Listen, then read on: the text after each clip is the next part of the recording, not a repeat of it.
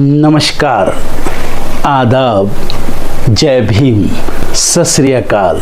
मैं हूँ माजिद सिद्दीकी और आप देख रहे हैं फोकस हिंदुस्तान न्यूज़ चैनल। आज की ख़ास खबरें सब्सक्राइब करें, लाइक करें, शेयर करें। फिर आऊँगा एक ताज़ा खबर को लेकर माजिद सिद्दीकी।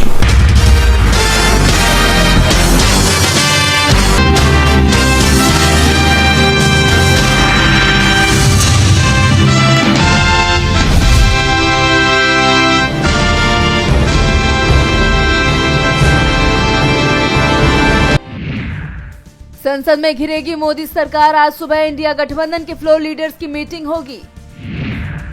महाराष्ट्र में नए सीएम के नाम का ऐलान आज संभव। एकनाथ शिंदे बोले, लोग मानते हैं कि मुझे सीएम बनना चाहिए। प्रधानमंत्री नरेंद्र मोदी आज पीएम इंटर्नशिप स्कीम की करेंगे शुरुआत। युवाओं को रोजगार देने का किया वादा। राहुल गांधी आज पुणे के एमपी एमएलए कोर्ट में होंगे पेश। वीर सावरकर पर टिप्पणी का है मामला। आज नोएडा से दिल्ली कूच करेंगे किसान। बॉर्डर पर तैनात किए गए सुरक्षा कर्मी। ट्रैफिक एडवाइजरी जारी। कर्नाटक में बीजेपी बनाम बीजेपी पार्टी विरोधी गतिविधियों के लिए विधायक यत्नाल को नोटिस। संभल में 10 दिसंबर तक बाहरी लोगों के आने पर पाबंदी। कमिश्नर बोले, साजिशकर्ताओं की हो रही है पहचान। आईआईटी कानपुर के छात्रों से बोले उपराष्ट्रपति जगदीप धनखड़, पराली जलाने की समस्या का समाधान खोजें। दिल्ली की हवा लगातार 9वें दिन बेहद खराब। कई इलाकों में AQI 300 पार। आईएमडी ने केरल में जारी किया रेड अलर्ट। 2 दिसंबर को भारी बारिश की आशंका। ट्रंप की धमकी के बाद बदले ट्रूडो के सुर। बोले, सीमा पर सुरक्षा को करेंगे और अधिक मजबूत। पद छोड़ने से पहले बाइडेन ने बेटे हंटर को किया माफ। बोले, उम्मीद है लोग समझेंगे पिता ने ऐसा क्यों किया। इजराइल पर हाइपरसोनिक मिसाइल से किया हमला। एलेप्पो के बाद हामा प्रांत के 4 कस्बों पर भी किया कब्जा। कई सैनिकों की गई जान। हाउती विद्रोहियों का दावा, इजराइल पर हाइपरसोनिक मिसाइल से किया हमला। आईडीएफ बोली, देश के बाहर ही नष्ट कर दिया। शेख हसीना पर बम से हमला का मामला। पूर्व पीएम खालिदा जिया का बेटा बरी। बिजली सौदे पर बांग्लादेश सरकार अडानी से कर सकती है बात। नए सौदे की शर्तों पर होगी चर्चा। पिछले हफ्ते 9 कंपनियों के एम कैप में हुई बढ़त। LIC रहा टॉप गेनर। गुरुग्राम और फरीदाबाद में बढ़े जमीन के सर्किल रेट। आज से रजिस्ट्री कराना होगा महंगा। प्रयागराज से चंडीगढ़, गुवाहाटी समेत 6 शहरों के लिए शुरू होगी उड़ान। एलायंस एयर ने पेश किया प्रस्ताव। यूके जा रहे 60 भारतीय कुवैत में फंसे। 13 घंटे से भूखे प्यासे। गल्फ एयर से दूतावास ने पूछे सवाल।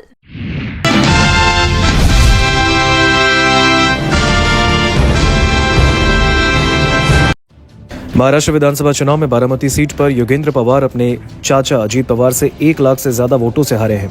शरद पवार गुट के एनसीपी नेता ने रिकाउंटिंग यानी वोटों की दोबारा गिनती के लिए आवेदन किया।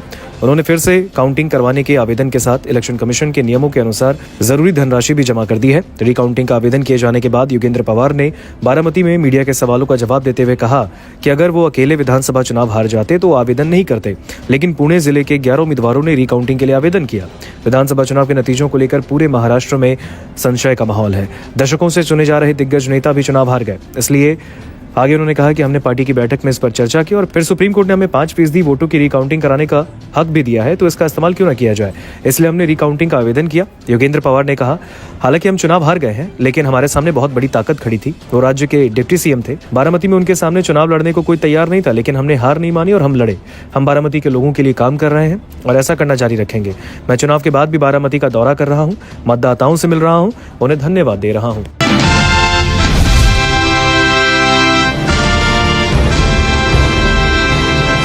यूपी के संभल के बाद अब आगरा में जामा मस्जिद के नीचे श्री कृष्ण की मूर्ति होने का दावा किया गया है। इस मामले में कोर्ट में याचिका दायर की गई है। याचिका पर शनिवार को सुनवाई होनी है, लेकिन जज के छुट्टी पर रहने के चलते सुनवाई टाल दी गई है। वहीं अब मामले की सुनवाई 23 दिसंबर को होगी। कोर्ट में याचिका दायर कर जामा मस्जिद की सीढ़ियों की ग्राउंड पेनिट्रेटिंग रडार यानी GPR से सर्वे कराने की मांग की गई है। तो चलिए आपको बताते हैं कि आखिर ये GPR होता क्या है। मैं आपकी जानकारी के लिए बता दें कि ग्राउंड पेनिट्रेटिंग रडार यानी जीपीआर वास्तव में एक जियोफिजिकल लोकेटिंग मेथड है।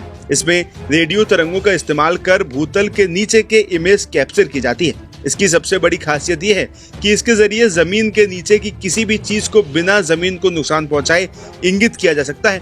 Ground penetrating radar electromagnetic spectrum का इस्तेमाल कर इमेज प्रदान करता है। इसमें 10 मेगाहर्ट्ज से लेकर 2.6 गीगाहर्ट्ज के बीच माइक्रोवेव का इस्तेमाल किया जाता है। इन सिग्नल को जमीन के जरिए ट्रांसमिट किया जाता है। एक रिसीविंग एंटीना इन सिग्नल की वापसी में आने वाले उतार चढ़ाव को नोट करता है, जिसका इस्तेमाल कर जीपीआर डिवाइस इमेज तैयार करता है। इसके साथ ही ग्राउंड पेनिट्रेटिंग रडार सिग्नल का इस्तेमाल बहुत सी वस्तुओं का पता लगाने के लिए किया जा सकता है। मैं आपको बता दें कि जीपीआर का इस्तेमाल धातुओं, प्लास्टिक, पीवीसी, कंक्रीट, प्राकृतिक पदार्थों से बनी वस्तुओं का पता लगाने में किया जा सकता है। आमतौर पर इसका इस्तेमाल जमीन के नीचे की सीवर या पानी की लाइनों का पता लगाने के लिए किया जाता है। इसके अलावा ग्राउंड स्ट्राटा में बदलाव, जियोलॉजिकल फीचर्स, जमीन के नीचे की चट्टानों, जमीन के नीचे पानी और बेड रॉक का पता लगाने में किया जाता है। मैं आपको बता दें कि आगरा की कोर्ट में दायर याचिका में योगेश्वर श्री कृष्ण जन्मस्थान सेवा संघ ट्रस्ट और श्री कृष्ण जन्मभूमि संरक्षित सेवा ट्रस्ट ने कहा है कि आगरा की जामा मस्जिद की सीढ़ियों के नीचे श्री कृष्ण की मूर्तियां दबी हैं। जाने माने कथावाचक देवकी नंदन ठाकुर से जुड़े इन दोनों ट्रस्टों की याचिका पर फिलहाल 23 दिसंबर को सुनवाई होनी है। वहीं इसी के साथ कोर्ट से अपील की गई है कि जामा मस्जिद की सीढ़ियों के नीचे दबी मूर्तियों को निकलवा कर उन्हें सौंप दी जाए। इसके साथ ही इसमें यह भी दावा किया गया है कि औरंगजेब ने साल 1670 ईस्वी में केशवदेव मंदिर को ढहा दिया था। उसमें रखी मूर्तियों को ही आगरा की जामा मस्जिद में दफन किया गया था।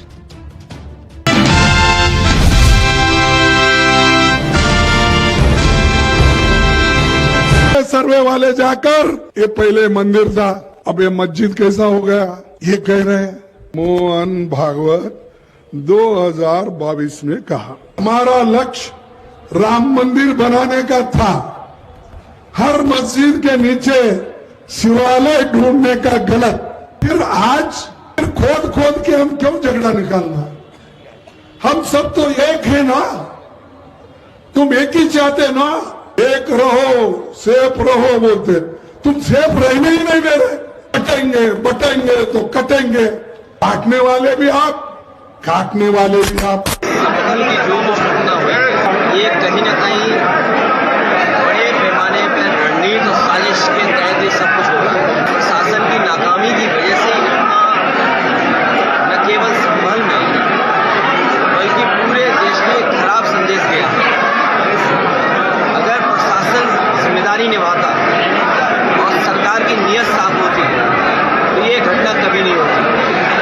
अगर इस घटना के लिए कोई दोषी है तो वो भारतीय जनता पार्टी की सरकार इस घटना के लिए दोषी है।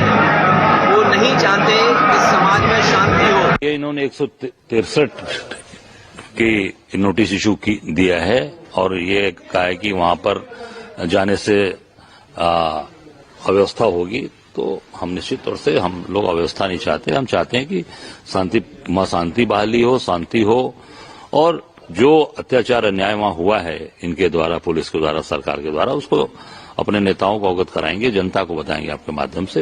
ये नोटिस इशू कर रहे हैं पर हम गांधीवादी तरीके से जाने का प्रयास करेंगे, उससे पीछे नहीं हटेंगे। कांग्रेस वोट बैंक की राजनीति करती है, प्रो इस्लाम उनको वोट दिखता है मुसलमानों के साथ, इसीलिए वो संभल जा रहे हैं। और किसी ऐसे हिंदुओं के ऊपर अगर होता है तो वहाँ इनकी जुबान नहीं खुलती। संभल के जो भी दोषी हैं, जो भी गुनाहगार हैं, उनके खिलाफ कानून के तहत कड़ी कार्रवाई होगी और निष्पक्ष जांच होगी और माननीय न्यायालय के जो भी आदेश होंगे उनका हम सम्मान करते हुए आगे बढ़े। समाजवादी पार्टी गठन काल से ही गुंडे माफियाओं के कब्जे में रही है। समाजवादी पार्टी के लोग पहले पत्थर फेंकवाएंगे, ढेला फेंकवाएंगे, गोली कारतूस इकट्ठा करेंगे, दंगा हो जाएगा तो जाकर के वहां राजनीतिक पर्यटन करेंगे।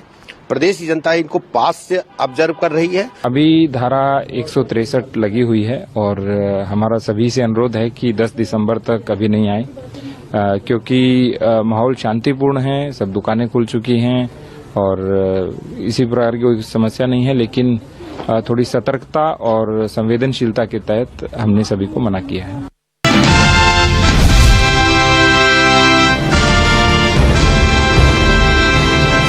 देश में इस साल की शुरुआत में यानी फरवरी 2024 में किसानों ने सरकार के खिलाफ हुंकार भरी थी। वहीं अब साल के अंत में एक बार फिर किसान सरकार के खिलाफ खड़े हो गए हैं। इसी कड़ी में किसानों ने आज दिल्ली कूच करके संसद को घेरने का ऐलान किया है। किसान संयुक्त मोर्चा ने इस बात की जानकारी दी है और कहा है कि 40 से 50 हजार किसान आज नोएडा के महामाया फ्लाईओवर से लेकर दिल्ली तक मार्च करेंगे और संसद को घेरेंगे। हालांकि कहा जा रहा है कि इस प्रदर्शन में किसान अपने साथ ट्रैक्टर भी लाने वाले हैं। वहीं इस दौरान किसानों को रोकने के लिए पुलिस ने पुख्ता इंतजाम भी कर लिए हैं। वहीं आपको जानकारी के लिए बता दें कि किसान जो मांग कर रहे हैं उनमें जमीन अधिग्रहण से प्रभावित सभी किसानों को 10% विकसित भूखंड, 64.7% अतिरिक्त मुआवजा, नए भूमि अधिग्रहण कानून के अनुसार बाजार दर का 4 गुना मुआवजा, रोजगार तथा पुनर्वास सहित सभी लाभ दिए जाने, आबादियों का निस्तारण आदि कई मांगे हैं। वहीं इन तमाम मांगों को लेकर पिछले कई दिनों से किसान अनशन भी कर रहे थे, लेकिन प्रशासन ने किसानों की इन मांगों को मानने से साफ इनकार कर दिया है, जिसकी वजह से अब किसान संसद घेरने के लिए दिल्ली कूच करने वाले हैं। वहीं इस पूरे प्रदर्शन पर कल मीडिया से बात करते हुए किसान नेता सुखवीर खलीफा ने क्या क्या जानकारी दी है, पहले आप वो सुनिए। कल की क्या तैयारी है और दिल्ली कूच की हमारी तगड़ी तैयारी है। कल की दिल्ली कूच की पूरी तैयारी है। दिल्ली कूच जा रहे हैं। कल 2 दिसंबर हम दिल्ली कूच करेंगे महामाया फ्लाईओवर के नीचे से। 12 बजे सभी साथी वहां पहुंचेंगे और निश्चित तौर पर अपना 10% प्लॉट, अपना आबादी का निस्तारण, अपने नए कानून के हिसाब से अपना मुआवजा, उसके बेनिफिट सब लेके रहेंगे। हम अपने प्लानिंग में कोई भी बदलाव नहीं है हमारी में, ना करने जा रहे हैं। और सही मायने में अपने जनता के प्रति, अपने किसानों के प्रति हमारा कमिटमेंट है। पूरी ईमानदारी से हम 10% प्लॉट के लिए पूरी जद्दोजहद करेंगे और अपना हक लेके रहेंगे। नहीं मिले प्राधिकरण के तीनों प्राधिकरण के अधिकारी सीओ थे और हमारे कमिश्नर मैडम, डीएम साहब, जॉइंट सीपी, सारे एडीएम साहब, सारे अधिकारी थे। उनका भाव यही था कि भाई किस तरह हम आंदोलन को मोड़ दें, परंतु सही मायने में हम आंदोलन की रूपरेखा तैयार कर चुके हैं, जनता के साथ कमिटमेंट कर चुके हैं। हम पूरी तरह से अपनी मूवमेंट के लिए पूरी तरह तैयार कर लेंगे। इन दोनों मुद्दों पे इसके साथ ही सरकार को घेरते हुए किसान नेता सरवन सिंह पंढेर ने भी बड़े सवाल उठाए। ऐसे में उन्होंने क्या कहा, आप वो भी सुनिए। अगर सरकार हमें आगे नहीं बढ़ने देती है तो सरकार का चेहरा पूरी दुनिया में नंगा कर देंगे। जिस तरह से पंजाब हरियाणा की आर्थिकता का नुकसान हुआ, जिस तरह से पंजाब और हरियाणा और देश के व्यापारी को तंग किया गया, पंजाब के ट्रांसपोर्टरों का नुकसान हुआ, पंजाब की आम जनता का नुकसान हुआ, तो हम पहले भी कहते थे भी दीवारें अनलीगल ढंग से उन्होंने बनाई है और इसको गिराना चाहिए। उसी की ओर हम बढ़ रहे हैं और आशा करते हैं सरकार वार्ता के लिए न्योता दे, कोई ठोस प्रपोजल है। भाजपा के प्रवक्ता लगातार टीवी चैनलों पर ये बात करते रहते हैं कि सरकार से समझौता हो गया था, ये भाग गए हैं। कोई समझौता नहीं हुआ, झूठ बोलते हैं। पीयूष गोयल जी ने कॉन्ट्रैक्ट फार्मिंग की बात की थी। कॉन्ट्रैक्ट फार्मिंग हमें कभी भी मंजूर नहीं है। हम एमएसपी लीगल गारंटी कानून की मांग कर रहे हैं और सरकार ने 18 फरवरी से एक तरफा बात को बंद किया था, हमने बंद नहीं किया था। हम स्ट्रगल कर रहे हैं। सरकार जब भी बातचीत के लिए न्योता देगी, हमारे दरवाजे उनके लिए खुले।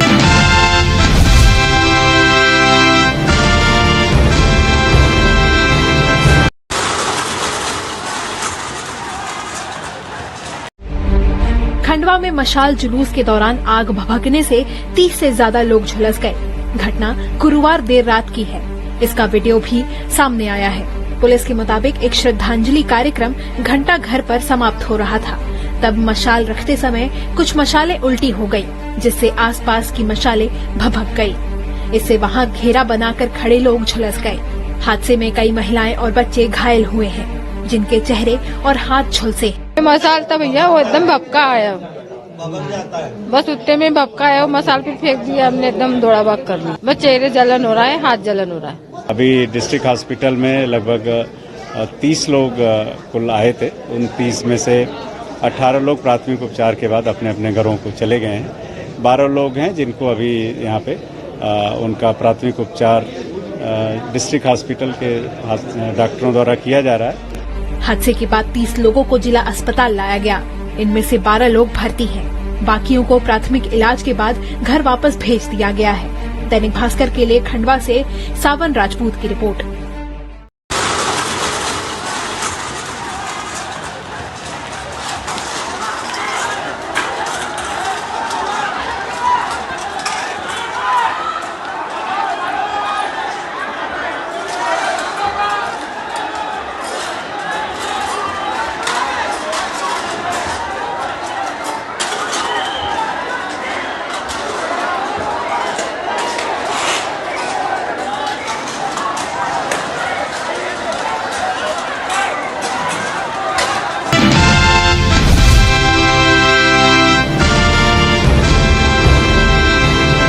उत्तर प्रदेश के वाराणसी जिले में चोरी की बड़ी घटना सामने आई। यहां एक दो नहीं बल्कि गन पॉइंट पर 147 भरे हुए सिलेंडर लूट लिए गए।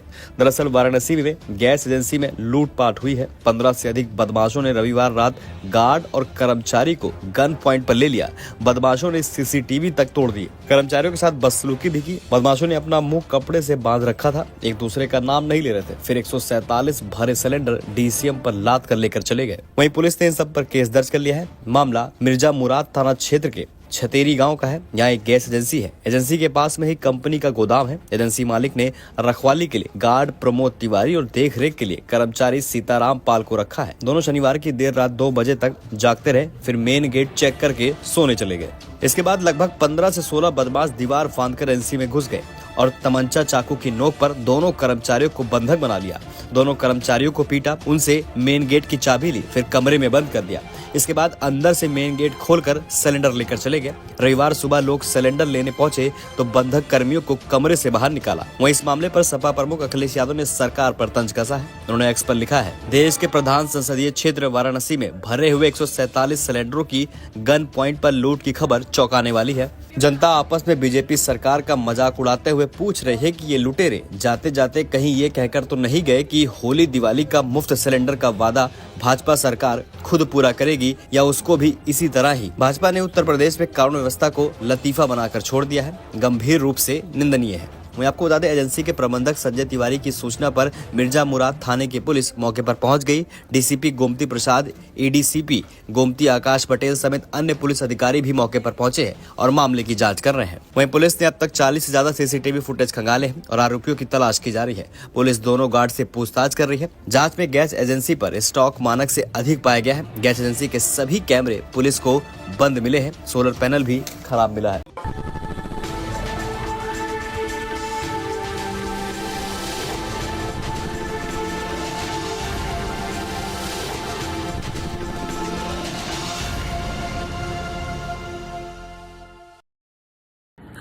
दोस्तों, आज मैं आपको बताने वाला हूं कि अगर आपकी बॉडी में मैग्नीशियम की डेफिशिएंसी हो जाए तो आपको क्या क्या प्रॉब्लम हो सकती है। सबसे पहले इंसोमेनिया, नींद ना आना, स्लीपिंग डिसऑर्डर, इंसान सारी रात करवटें बदलता है, नींद नहीं आती, स्ट्रेस लेवल, एंजाइटी बढ़ जाती है इससे, क्योंकि कोर्टिसोल हार्मोन को रोकने में मदद करता है। और अगर आपकी बॉडी में मैग्नीशियम नहीं है तो कोर्टिसोल बढ़ जाता है, जिसकी वजह से स्ट्रेस और एंजाइटी हो जाती है।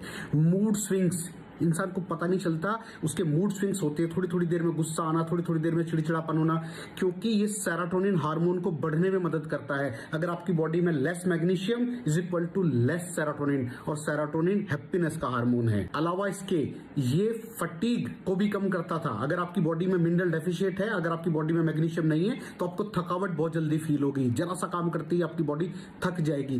पुअर डाइजेस्टिव सिस्टम, ये डाइजेस्टिव सिस्टम को भी मैनेज करने में बड़ा शानदार रोल प्ले करता है। और अगर इसकी डेफिशिएंसी है तो कॉन्स्टिपेशन, डायरिया जैसी प्रॉब्लम हो जाती है। माइग्रेन, बहुत खतरनाक प्रॉब्लम है माइग्रेन। अगर डेफिशिएट है आपकी बॉडी मैग्नीशियम से तो आपको माइग्रेन की प्रॉब्लम भी हो सकती है। ब्लड प्रेशर, अगर आपकी बॉडी में मैग्नीशियम कम है तो आपको ब्लड प्रेशर की प्रॉब्लम हो सकती है।